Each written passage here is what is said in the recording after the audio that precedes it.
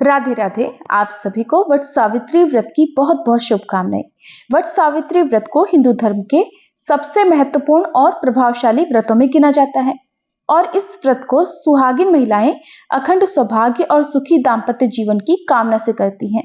इस दिन विवाहित महिलाएं वट वृक्ष यानी बरगद के पेड़ का पूजन करती हैं। बहुत सारी जगह पर इस दिन महिलाएं पूरे दिन निर्जल उपवास भी करती हैं और इस व्रत को ज्येष्ठ मास की अमावस्या तिथि पर और कुछ जगह पर ज्येष्ठ मास की पूर्णिमा को वट सावित्री का व्रत रखा जाता है।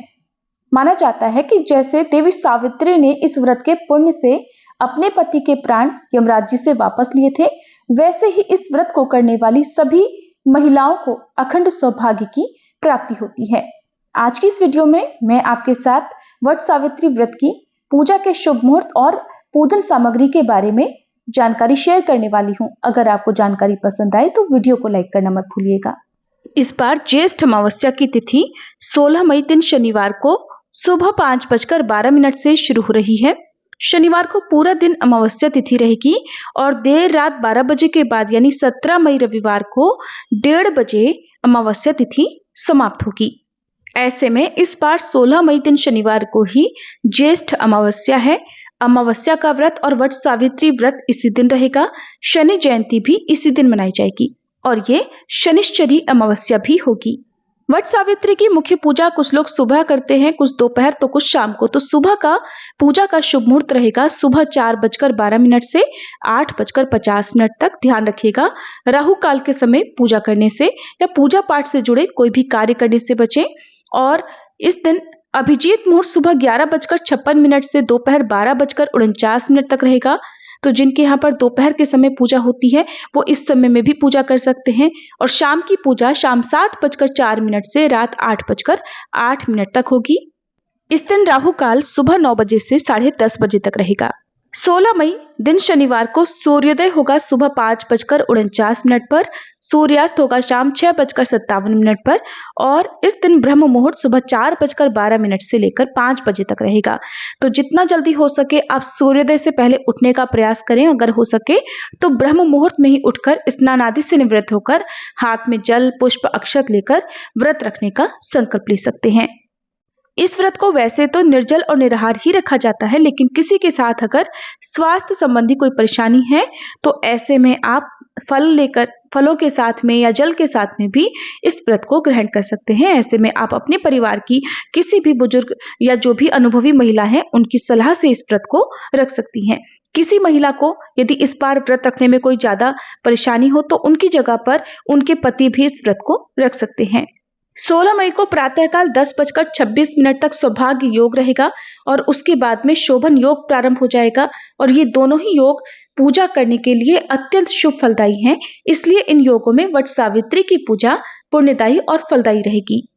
इस दिन की पूजा में कुछ सामग्री का होना बहुत जरूरी होता है, जिनके बिना पूजा अधूरी मानी जाती है। तो आइए जानते हैं पूजा की संपूर्ण पूजन सामग्री के बारे में।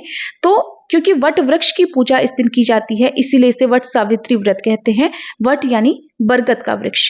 बरगद के वृक्ष में श्री ब्रह्मा विष्णु और महेश का वास माना जाता है, इसलिए इस दिन बरगद के वृक्ष की पूजा बहुत महत्वपूर्ण होती है। बहुत से लोग इस दिन वैसे तो टहनी तोड़कर उसे किसी गमले में स्थापित करके भी पूजा कर लेते हैं, लेकिन ऐसी पूजा बहुत ज्यादा फलदायी नहीं मानी जाती है। कोशिश करें कि आप किसी प्राचीन बरगद के पेड़ की ही पूजा इस दिन करें। अगर बिल्कुल भी संभव ना हो पूजा करना तो फिर ऐसे में आप तुलसी जी के पौधे की पूजा भी इस दिन कर सकती हैं। तुलसी जी के पौधे में आप बरगद के वृक्ष का ध्यान करते हुए उनका भी पूजन कर सकती हैं। या फिर आसपास की नर्सरी से भी आप वट वृक्ष का छोटा पौधा लाकर उसे गमले में रोपकर विधि विधान से पूजा करने के बाद आसपास के किसी भी मंदिर में उस पौधे को गमले से ही दान कर सकती हैं या फिर किसी नदी तालाब या जंगल आदि में वट वृक्ष को रोप भी सकती हैं जब आपकी पूजा समाप्त हो जाए उसके बाद किसी भी दिन। इस व्रत में सत्यवान और देवी सावित्री की पूजा की जाती है, यमराज जी की पूजा होती है, श्री ब्रह्मा विष्णु महेश की पूजा होती है और गौरी गणेश जी की पूजा होती है। तो ये प्रतिमाएं आपके पास हो तो ठीक है, नहीं तो आप मिट्टी से भी इनकी मूर्तियां बना सकते हैं।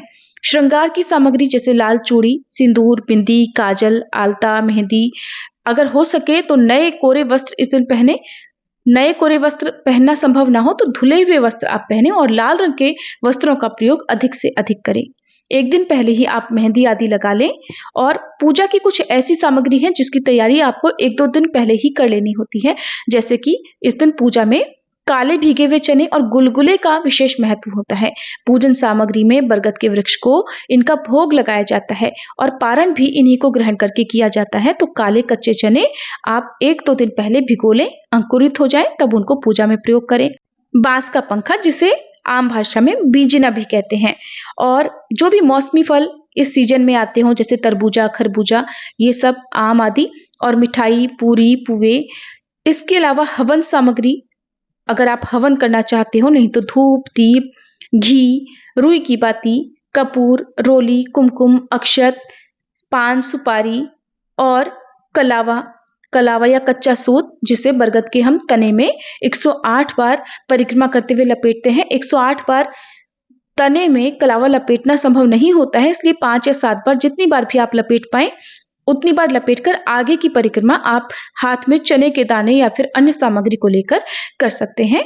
जल से भरा हुआ एक कलश, आज के दिन लोग कलश की स्थापना भी करते हैं जैसे बाकी दिनों में नवरात्रि आदि में की जाती है, और अगर आप चाहें तो कलश की भी स्थापना कर सकते हैं। इस व्रत में भी बायना निकाला जाता है।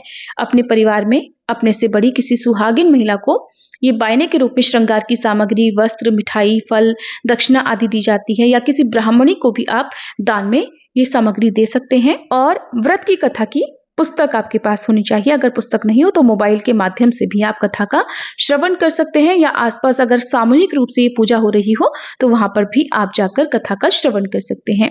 तो ये थी कुछ खास सामग्री। इसके अलावा सभी लोग अपनी अपनी सामर्थ्य और अपने समय के अनुसार, अपनी मान्यताओं के अनुसार सामग्रियों को बढ़ा या कम कर सकते हैं। किसी सामग्री का अभाव हो तो उसका मन में ध्यान करके आप अपने जो भी पूजन सामग्री के स्थल पर वट वृक्ष हैं या फिर सत्यवान सावित्री जी की प्रतिमा है, उन्हें आप अर्पित कर सकते हैं। क्योंकि मन से लगाया गया कोई भी भोग हो या मन से की गई कोई भी विधि हो, वो भी पूर्ण हो जाती है। तो ये थी आज की वीडियो। उम्मीद है जानकारी आपको पसंद आई होगी। इस दिन हमारे चैनल पर आप व्रत की कथा भी जरूर सुनिएगा।